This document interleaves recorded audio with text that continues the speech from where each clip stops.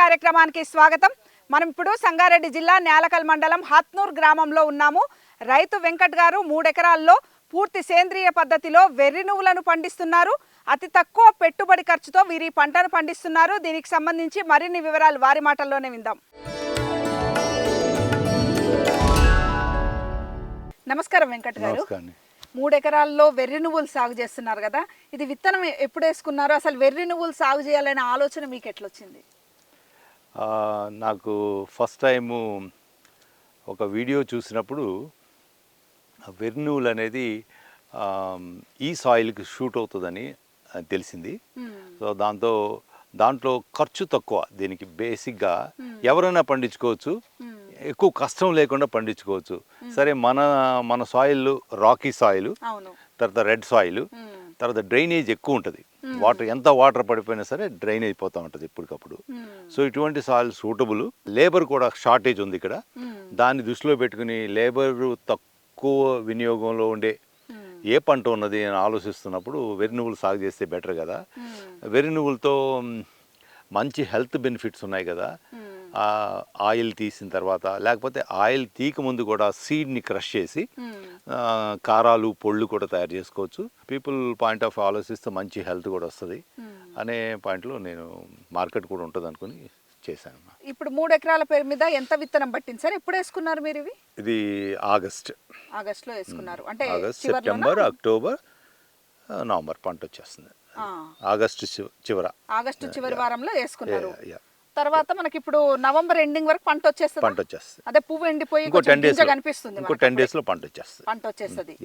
అంటే ఇది 3.5 నెలల పంట అనుకోవచ్చా? 3.5-4 నెలలు చేతికి వచ్చేస్తుంది. ఇప్పుడు విత్తనానికి ఎంత ఖర్చు అయింది సార్? ఎంత విత్తనం పట్టింది మనకి? 6 ఎకరా, అంటే ఎకరానికి చొప్పున చెప్తాను నేను. ఇది 3 ఎకరాలు మొత్తం కలిపి. సో ఎకరానికి 3 kgs సీడ్ తెచ్చాను నేను. మార్కెట్లోనే కొనుక్కొచ్చా. జైరాబాద్ మార్కెట్లో నైగర్ సీడ్ అమ్ముతారు అనమాట. తీసుకొచ్చి వేసేసాం అంతే. ఎకరానికి 3 kgs అంటే 3 ఎకరాలు కాబట్టి 9 కిలోలు, 300 రూపాయలు. 9 కిలోలు 9 కిలోల విత్తనం, 900 రూపాయలు ఖర్చు. 900 రూపాయల ఖర్చు. అంటే కిలో 100 రూపాయలు పడ్డది. 100 రూపాయలే, 90 రూపాయలే. మీరు అంతే ఉంటుంది. ఇప్పుడు వెర్రి నువ్వులు అనేవి చాలా చిన్నగా ఉంటాయి కదా, మరి భూమిని ఎట్లా సిద్ధం చేసుకురు? విత్తనం వేసేటప్పుడు ఎట్లాంటి మెలకువలు తీసుకొని విత్తనం వేసారు? భూమిని దున్నుకుంటప్పుడు ఏమేమి వేసి దున్నుకున్నారు? లోపల ఫామ్ యార్డ్ మెన్యూర్ బేసిక్ అమ్మా. అట్లీస్ట్ కొంత ఎరువు ఉండాలి కదా. నేను ఎప్పుడు కెమికల్స్ ఏమి వేయను, ఫెర్టిలైజర్స్ ఎప్పుడు యూజ్ చేయను అసలు. డిఏపీలు సహజ పద్ధతిలో చేస్తాను. న్యాచురల్ ఫార్మింగ్ నాది. సో దాంట్లో ఫామ్ యార్డ్ మెన్యూర్ మాత్రమే వన్స్ ఇన్ ఇయర్ ఎక్యుమిలేట్ చేస్తా. ఎక్యుమిలేట్ చేసి కావాల్సిన క్వాంటిటీ వేసిన తర్వాత దున్నేస్తాం. ప్లౌ చేసిన తర్వాత మళ్ళీ కల్టివేషన్ చేసేసి ఆరబెట్టి కొంచెం, ఎందుకంటే ఫ్యూచర్లో నాకు లేబర్ రారు అని నాకు తెలుసు. లేబర్ రావటము, కలుపు తీయటం అనేది చాలా కష్టం అని నాకు తెలుసు. కాబట్టి అది గమనించి ముందే నాకు ఫామ్ ప్రిపరేషన్ చాలా ఇంపార్టెంట్ అనే పాయింట్లో దున్నటం 2 times దున్నటం. మా ట్రాక్టరే ఉంది కాబట్టి ఖర్చు తక్కువతో డీజిల్ ఖర్చు పెట్టుకుంటే చాలు. సో దాంతో దున్నేసాం 2-3 సార్లు. దున్నిన తర్వాత గుంతుకేసాం. సో దాంతో లెవెల్ అయింది. ఆ తర్వాత ఈవెన్ విత్తనాలు వేసేటప్పుడు కూడా ఏ ఖర్చు పెట్టలేదు. విత్తనాలు మావాడే, మా అబ్బాయే. ఇసుకలో కలిపి ఒక పాలకి ఒక ఎక్కువ ఇసుక కలిపి, ఎందుకంటే జల్లటం చాలా కష్టము. లైట్ వెయిట్తో అది ఫ్లోట్ అవుతూ ఉంటాయి. అందుకని దాంతో కలిపి, ఇసుకతో కలిపి ఒక రేషియోలో మనం ఇలా స్ప్రెడ్ చేసుకుంటూ వెళ్ళిపోతే, ఒక పద్ధతిలో స్ప్రెడ్ చేసుకుంటూ వెళ్తే ఆటోమేటిక్గా అవుతుంది. తర్వాత వర్షం పడింది. ఓకే, లక్కీగా నాకు ఈ లాస్ట్ 1 month బ్యాక్ అంత కంటిన్యూస్గా వర్షాలు పడ్డాయి. సో తర్వాత ఏమో ఇది డ్రైన్ సాయిల్. ఎంత వాటర్ వేసినా, ఎంత రెయిన్ వచ్చినా డ్రైన్ అయిపోతూ ఉంటుంది. నాకు వాటర్ నిల్వ అనేది, వాటర్ లాగింగ్ అనేది జరగలేదు. అధిక వర్షాల వల్ల చాలా వరకు పంటలు రైతులు నష్టపోయారు కదా సార్. మీకైతే ఈ వెర్రి నువ్వులు వేసినాక పంట నష్టం ఏం లేదు, వర్షాలు ఇంత కొట్టినా కూడా.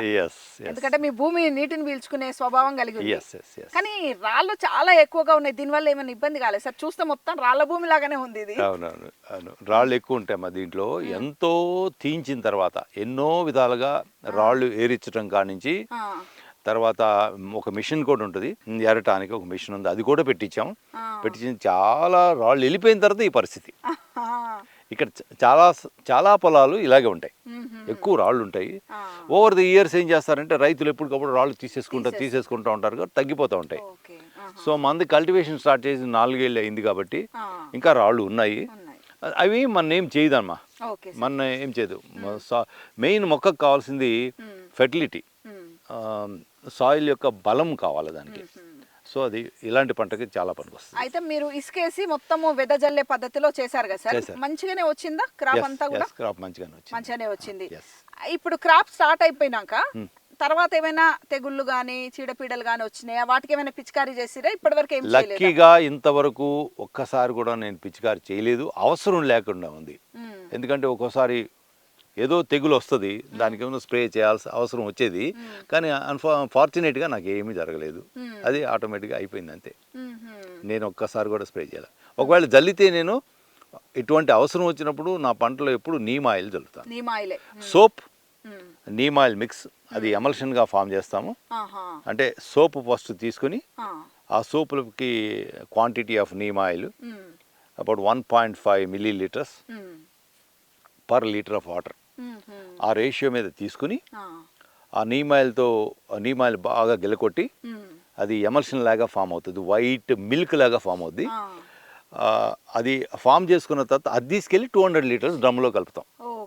సో మీరు రేషియో ఏంటంటే 1.5 ml పర్ లీటర్, ఆ బేసిస్ మీద క్యాల్కులేషన్ చేసుకుంటాం. చేసుకుని దాంట్లో కలుపుతాం. ఒకవేళ మీకు కనుక ఉధృతి ఎక్కువ ఉందనుకో, పెస్ట్ యొక్క ఉధృతి ఎక్కువ ఉన్నప్పుడు యూ కెన్ బ్రింగ్ టొబాకో తీసుకురావచ్చు. టొబాకో తర్వాత పచ్చిమిర్చి, వెల్లుల్లిపాయ, వీటిని కూడా తీసుకోవచ్చు, స్టాక్ పెట్టుకోవాలి. పెట్టుకుని వాటితో కషాయం కాయచ్చు. ఇదంతా పాలేకర్ ప్రొసీజర్లో డీటెయిల్గా ఉంటాయి. మేము వెబ్సైట్లో అన్ని అవైలబుల్ ఉన్నాయి, ఎలా తయారు చేసుకోవచ్చు. అయితే మీరైతే ఇప్పటి వరకు అయితే దీనికి కొట్టలాకుండా అయిపోయింది. అది ఇప్పుడు మనకు మొత్తము దాదాపు 9 కిలోల విత్తనం మనం వేసినాం కదా సార్. అంటే ఇది పంటకాలం ఇప్పుడు ఆగస్టు చివరి వారంలో మీరు విత్తనాలు వేసిరు కదా, జల్లుకున్నారు. ఇప్పుడు నవంబర్ ఆఖరికి ఇది కోస్తారా? ఇక కోసేస్తాం. హార్వెస్టర్ అయినా కోయడానికి? లేదు, ఒక మాన్యువల్ గా కోపియాలి. అప్పుడు మనం లేబర్ని అరేంజ్ చేసుకుని మాన్యువల్ కోసేసి కుప్పేసుకుంటే ఆరబెట్టుకుని మనం తీసుకోవచ్చు. దీంతో పాటు ప్రతి పంటలో కూడా ఈ మధ్య కాలంలో కలుపు సమస్య అనేది చాలా ఉంది. ఈ మధ్య కాలం ఎప్పటి నుంచో ఉంది, కానీ అప్పుడు కలుపు గుళ్ళ ఖర్చులు తక్కువ ఉండేవి, మేనేజ్ అయ్యేది. ఈ మధ్య కాలంలో కలుపు గుళ్ళ ఖర్చులు పెరిగిపోయినాయి, మనుషులు దొరకట్లేదు. మరి దీంట్లో కలుపు ఏమైనా తీపిచ్చిరా, తీపియలేదా?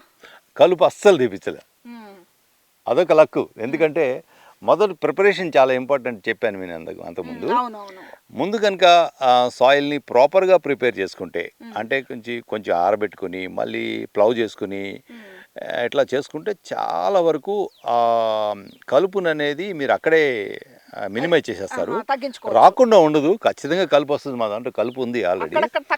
కానీ ఈ పంటకి కలుపు అనేది సమస్య కాదు.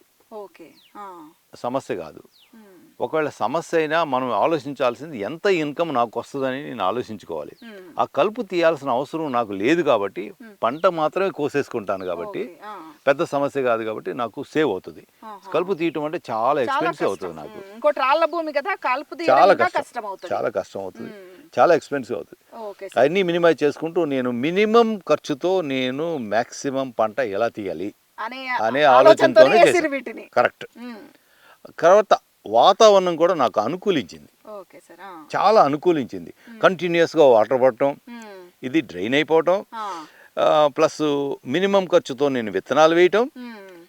ఓకే, నా ఓన్ ట్రాక్టర్ యూజ్ చేసుకుని దానికి కూడా ఖర్చు పెట్టకపోవడం వల్ల నాకు మ్యాక్సిమం అంతా కలిపితే డీజిల్ అన్నీ కలుపుకుంటే పెట్టుబడి నాకు 3 ఎకరాలకి మేబీ ఒక మాక్సిమం 5,000 ఖర్చు పెట్టాను. 5,000 పెట్టుబడి అంతే సార్. ఇప్పుడు మనం 3 ఎకరాల పేరు మీద 9 కిలోల విత్తనం వేసినాం కదా, మనకు ఎంత దిగుబడి రావచ్చు?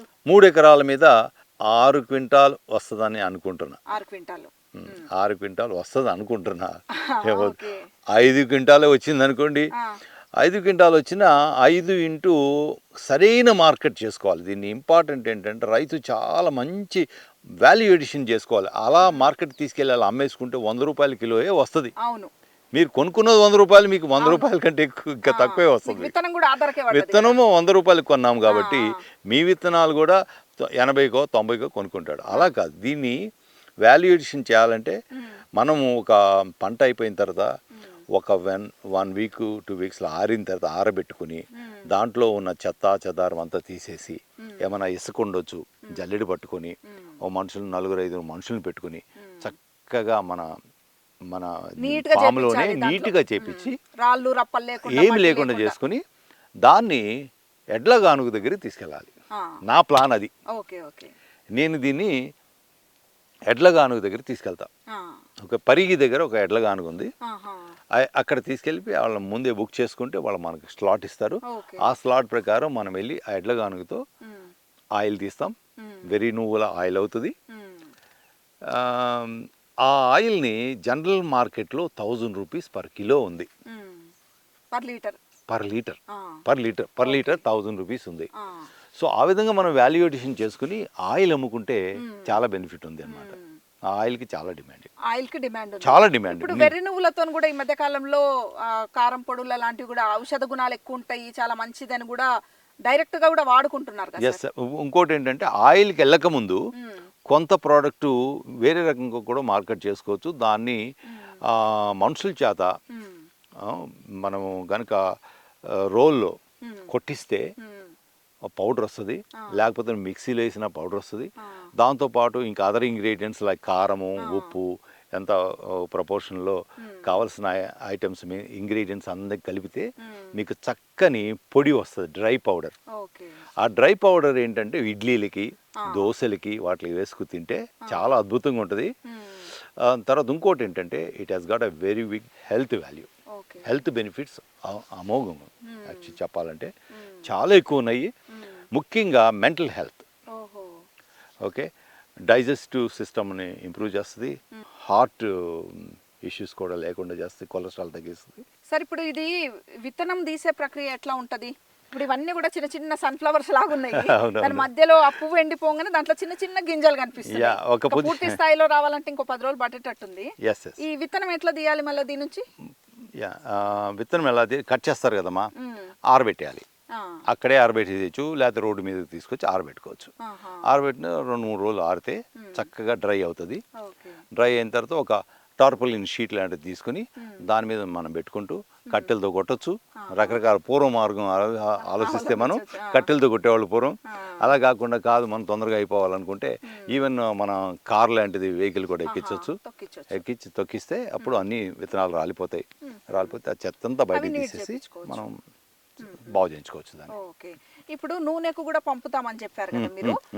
ఎన్ని కిలోల విత్తనానికి మనకు 1 లీటర్ నూనె వస్తుంది సార్? ఇది జనరల్గా ఒక 4 కిలోల సీడ్కి 1 లీటర్ అప్రాక్సిమేట్గా వస్తుందమ్మా నూనె వస్తుంది. వస్తుంది. ఇవి చిన్న చిన్న నల్ల జీలకర్ర టైప్ ఉన్నాయి విత్తనాలు అన్ని కూడా. నూనె కంటే నల్ల జీలకర్ర లాగానే ఉంటుంది. నల్ల జీలకర్ర లాగా ఉంది ఇది. అయ్యా అలాగే ఉంటుంది. 4 కిలోలకు కిలో అంటే కిలో వస్తుంది. కిలో అంటే 1000 రూపాయలు కదా మీకు అక్కడ. అవును, 1000 రూపాయలు. సో మీరు కిలో సీడ్ ఎంత పడినట్టు ఆ విధంగా చూసుకుంటే మీకు 1000 రూపాయలకి మీరు అమ్మారనుకోండి, చాలా మంది 1000 రూపాయలకి అమ్ముతున్నారు. మనకి ఎక్కడి నుంచి దూరం నుంచి గోదావరి డిస్ట్రిక్ట్ నుంచి కూడా పంపిస్తున్నారు. 1000 రూపాయలు ఇస్తే వాళ్ళు లీటర్ పంపిస్తున్నారు. సో ఆ విధంగా 1000 రూపాయలు మీరు అమ్ముకున్నా మీకు 4 కిలోలు అంటే 200 కంటే ఎక్కువ వచ్చినట్టే కదా అంతే కిలో. మనకు ధర దక్కినట్టే రైతు. ప్లస్ అక్కడ ఆడినందుకు ఒక 200 తీసేసినా మీకు 200 రూపాయలు వచ్చినట్టే దానికి. సరే ఇప్పుడు మీరు ఖరీఫ్ పంటగా ఇది సాగు చేశారు కదా, ఆగస్టు చివరి వారంలో వేసారు, నవంబర్ ఎండింగ్ వరకల్లా మీకు చేతికి వస్తుంది పంట.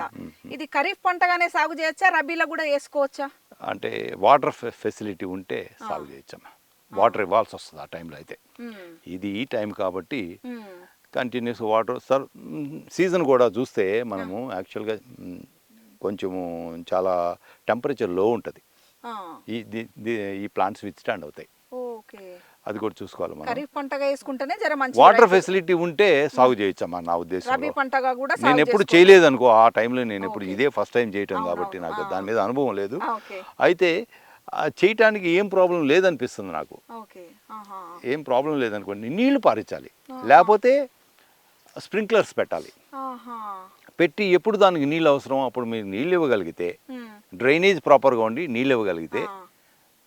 అది పనిచేస్తాను నేను పనిచేస్తది. అనుకుంటాను. ఎస్, ఎట్లా వానాకాలం పంట వేసుకుంటేనే వర్షాలే మనకు సరిపోతాయి. మీరు కూడా ఒక్క తడి కూడా ఇవ్వలేదన్నారు ఇవ్వలే, కదా, అస్సలు ఈసారి ఒక తడి ఇవ్వలే. కూడా ఇవ్వలే నేను. ఒకవేళ ఎవరైనా రబీ పంటగా సాగు చేసుకుంటే ఒక 2-3 తడులు ఇచ్చుకుంటే పండిపోతుంది ఎస్ మనకి. కండిషన్ బట్టి మనం చేసుకుంటూ ఉంటాం. ఉమ్. ఇప్పుడు మాయిశ్చర్ మీటర్స్ కూడా వచ్చినాయి మీకు, అది కూడా ఓకే, తెలిసి ఆ. ఉంటుంది. సో సాయిల్లో మాయిశ్చర్ని మనం మానిటర్ చేసుకుంటూ ఉండొచ్చు. ఆ. అది కూడా వచ్చినాయి, నేను ఇన్స్టాల్ చేద్దామని చూస్తున్నాను. ఉహుం. ఎందుకు సాయిల్లో ఒక చోట పెట్టేస్తే ఉమ్. అది 6 ఇంచ్ డీప్లో, తర్వాత 8 ఇంచ్ డీప్లో ఉమ్. ఆ డెప్త్లో మాయిశ్చర్ని మెజర్ చేసి మన ఫోన్కి సిగ్నల్ మనకి ఇన్ఫర్మేషన్ ఇస్తూ ఉంటుంది. ఉమ్. దాని ప్రకారం అవసరమా ఉమ్. వాటర్ అవసరం లేదా అది అనేది కూడా తెలుసుకుని కూడా చేయొచ్చు. అది కూడా ఇంప్లిమెంట్ చేస్తే చాలా బాగుంటుంది ఇక్కడ. ఆహా. Yeah, okay. yeah. ఓవరాల్ గా అయితే వెర్రి నువ్వుల సాగు అయితే మీకు సంతృప్తికరంగానే ఉంది. చాలా హ్యాపీ. ఆ, చాలా పెట్టుబడి తక్కువ, Yeah. మనకు దీనికి పెద్ద టెన్షన్ ఉండదు, చీడపీడలు తక్కువ వస్తాయి Yes. అన్ని విధాల. రేపొద్దున నాకు నేను ఎక్స్పెక్టెడ్ ఏమో 6 క్వింటాల్స్ అమ్మా. ఆ, సపోజ్ 4 క్వింటాలే వచ్చింది ఆ. అనుకోండి, ఆ, ఓకే, ఓవరాల్గా తక్కువ వచ్చింది అనుకో, నాకు ఖర్చు ఏమైందని నేను బాధపడాలి? అంతే 5,000 కదా మీకు పెట్టుబడి ఖర్చు అది వచ్చింది. అది అది అంత అది. విత్తనం 80,000 వేసుకునే ఖచ్చితంగా వస్తుంది కదా. ఉమ్, ఆ? ఆదాయం. 4 వచ్చినా 4 క్వింటాలు వచ్చినా ఉమ్, నాకు 80,000 సంపాదించగలను కదా, 80,000 వస్తుంది కదా. ఖర్చు పెట్టింది 5,000. ఉమ్. తీసేస్తే 75,000. లేకపోతే ఖర్చు పెరిగింది, ట్రాక్టర్ మాది కాదు, ఆ, దున్నేవాళ్ళు కావాలి అనుకో, ఇంకో 10,000 వేసుకోండి, 15,000 ఖర్చు పెట్టుకున్నా మీకు 80,000 వస్తుంది కదా. అవును. ఉమ్. ఆ విధంగా అందరూ చూసుకున్నా సాగు ఈ చేసుకోవచ్చు వెర్రి రైతులు. నువ్వుల సాగు అయితే మంచి పంటే. Yeah, thank you very much sir, thank you అమ్మా. మంచి సమాచారం ఇచ్చారు. Thank you.